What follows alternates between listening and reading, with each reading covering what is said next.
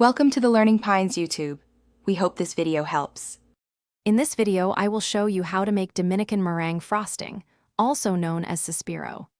This iconic frosting is celebrated for its incredibly light, fluffy, and stable texture, making it the perfect topping for any cake. We'll walk through each step, from gathering your ingredients to achieving that perfect glossy finish, ensuring your frosting is both beautiful and delicious. To begin, gather your essential ingredients. You'll need about 1 cup of egg whites, which is roughly 7 to 8 large eggs.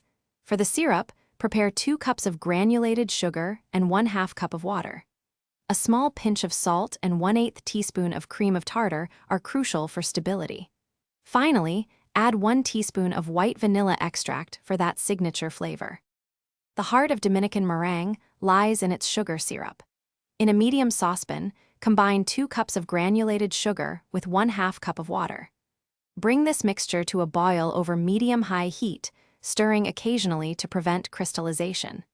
Continue cooking until the syrup reaches precisely 245 degrees Fahrenheit, or until it forms a thin, consistent thread when lifted with a spoon.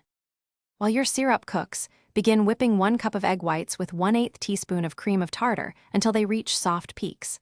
Once the syrup is ready, slowly and carefully pour the hot syrup in a thin, steady stream into the whipping egg whites. Continue beating on high speed for about 10 minutes until the meringue cools, becomes beautifully glossy, and holds firm, stiff peaks. Now it's ready to decorate. Thanks for watching. Consider subscribing if we helped you.